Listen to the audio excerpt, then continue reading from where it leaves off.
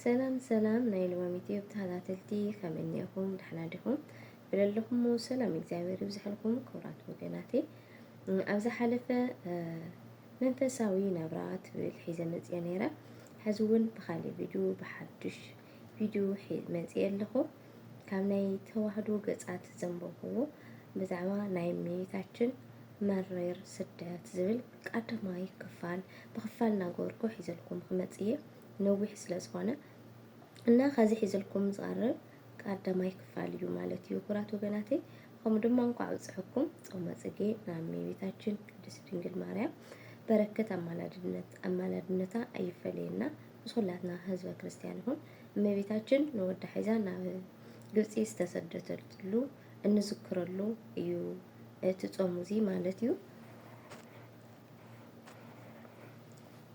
እና ኩራቴ ናይ ዴና ቅድስት ድንግል ማርያም ናይ ስደታ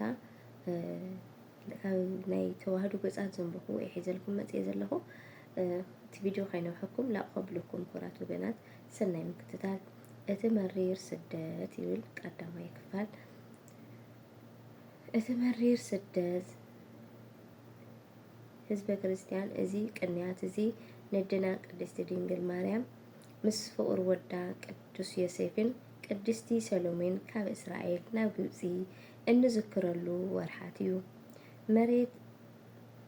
መሬት ናይቲ ስደት ዝገልጽ ኣብ ዝተፈላለዩ መጽሓፍቲ ተጻሒፉ ኣሎ ምሳሌ ኣብ ማህሌተ ጽጌ ሰቆቃዊ ድንግል ተአምረ ማርያም ነገረ ማርያም ብራና ትርጉም ቅድስት ማርያም ኣብዚ ቀፂልና መሬት ናይ ስደት ብፍላይ ናብ ደብረ ቁስቋም ዝገልጽ እቲ ኣብ መጽሓፍ ነገረ ማርያም ተአምረ ማርያምን ንሊቀ ጳጳስ አባ ቴዎፍሎስ ዝተገለጸሉ መበገሲ ብምግባር ምስቲ ኣብ ትርጉም ቅዳሴ ማርያም ዘሎ መጽሓፍ ኣዋሂድና ክንሪኦ ኢና አባ ቴዎፍሎስ ነቲ ዝተገለጸሉ ክዛረብ ከሎ ከምዚ ዝስዕብ ይብለና አባ ቴዎፍሎስ ሊቀ ጳጳስ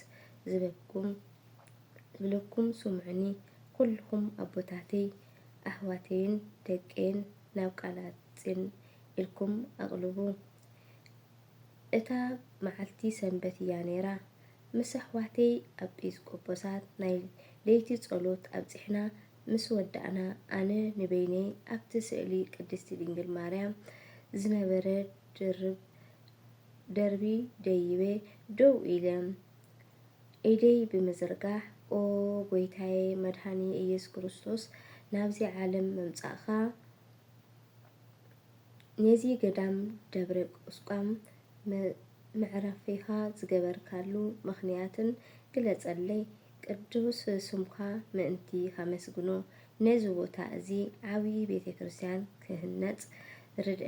ክሃንጽ ርድአኒ እናበልኩ ለመንኩ እናለመንኩ ከለኹ ኣብቲ ቦታ ፍጹም ብርሃን ተገለጸለይ እሞ ፀሓይ ዝወፀት ኮይኑ ተሰምዐኒ ካብቲ ብርሃን ድማ ቅድስት ድንግል ማርያም ብብዙሓን መላእክቲ ተኸቢባ ተገለጸትለይ በቲ ዘደንቕ ግርማኣ ልበይ ተሰዊሩ ከይተፈለጠኒ ወዲቐ ከም ሙት ኮንኩ ቅዱስ ሚካኤል ካብ ዝወደቕዎ ኣተንሲኡ ፍርሃተይ ኣርሐቐለይ ኣብዚ ግዜ እዚ ኣዴና ቅድስት ድንግል ማርያም ኦ ሆረየ ቴዎፍሎስ ሰላም ንዓኻ ይኹን እንሆ እቲ ዝለመንካዮ ኩሉ እቲ ካብ ኢየሩሳሌም ናብ ግብፂ ዝመጻእኽዎ ክነግረካ ብፍቓድ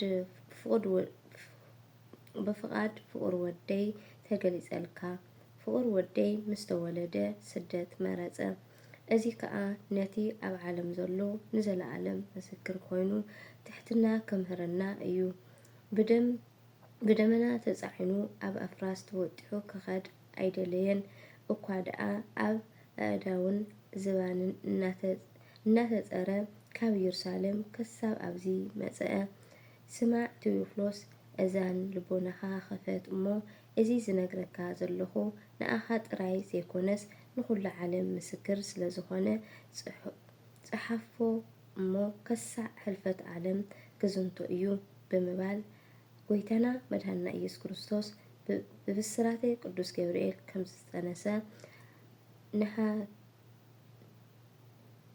ንሓትና ቅድስቲ ኤልሳቤጥ ሰላም ከም ዝበለታ ኣብ መብልዕ ማል ምስ ተወለደ ንጓሶት ከም ዝተገለጸሎም ሰብአ ሰገል ሰጊዶም መባእ ከም ዘቕረብሉ ኣብ 40 መዓልቲ ናብ ቤት መቕደስ ከም ዝኣተወ እሞ ኣረጋዊ ስምዖን በእዳው ምስ ሓቆፎ ኣዒንቱ ከም ዝተኸፈተ ሄሮዶስ ክቐትሎ ከም ዝደለየን ካብ መጀመርታ እስካብ መፈጸምታ ኣስፊሓ ገለጸትለይ።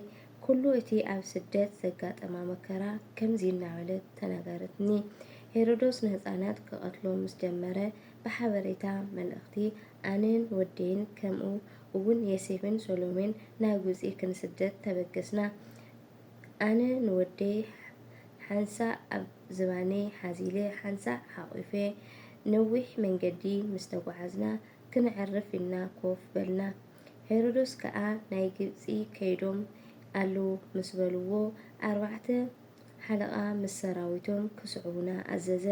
ዮና ወዲ ዮሴፍ ሓሚሙ ኣብኡ ተሪፉ ስለ ዝነበረ ንምኽሪ ሄሮዶስ ምስ ሰምዐ ሓሚሜ ከይበለ ላባና እናመፀ ሰይጣን ኣብ መንገዲ ፀንሖ። እቶም ወታሃደራት ድሮ ሓሊፎም ልእኾም ፈፂሞም እዮም ተመለስ ኣይትድከም በሎ። ዮሳ ግን ብሂወት እንተረኸብክዎም ክነግሮም መይቶም እንተኾኑ ከዓ ክቐብሮም ኢሉ ንጥበብ ዲያብሎስ ሰዓሮ። ሓይሊ ኣንበሳ ተዋሂብዎ ብቕፅበት ኣብቲ ዘለናዮ ቦታ በፅሐ። ኣነን ዮሴፍን ብድኻም ወዲቕና፣ ሰሎሜ ድማ ንፍቑር ወደይ እናሓፀበት ፀንሕናዮ። ኣየ ንስኻቶም ኣዕሪፍኩም ኣለኹም ሎሚ ኣብ ምድሪ ገሊላ ቆልዓ ዝሓቆፈት ኣዶ ዘላዶ ይመስለኩም በሎም። በዚ ዝበለኒ ኣዝየ ሰንበድኩ። ንፍቑር ወደይ ካብ ሰሎሜ ተቐቢለ ሃሩር መዓልትን ቁርን ለይትን ዝተቐበልክዎስ ካብ ሞት ንዘየድሕነካ ድዩ እናበልኩ ኣምሪረ በኸኹ። ንብዓተይ እውን ናብ ገጽ ወደይ ወረደ። ፍቑር ወደይ ንዮሳ ኣመፃፅኣኻ ዋጋ ዝውህብ እዩ። እንተኾነ ግን ንወላዲተይ ስለ ዘሰንበድካያ ኣብ ጊዜ ምጽኣት ከተንስአካ ዓስብኻ ከሳዕ ዝህበካ እዛ እምኒ እዚኣ ተተርእስካ ዓረፍ ምስ በሎ ኣብኡ ዓረፈ። ይቕጽል ካልኣይ ክፋል። ወስብሐት ለእግዚአብሔር ወለወላዲቱ ድንግል ወለመስቀሉ ክቡር ኣሜን። ክቡራት ወገናቴ ኣብ ዝቕጽል ካልኣይ ክፋል ሒዘ ክምለስ እየ። እሽካብ ሽዑ ላይክ ሳብስክራይብ ናበርኩም ኣበረታትዑኒ። ስሰናይ ንዓኹም ክቡራት ወገናቴ።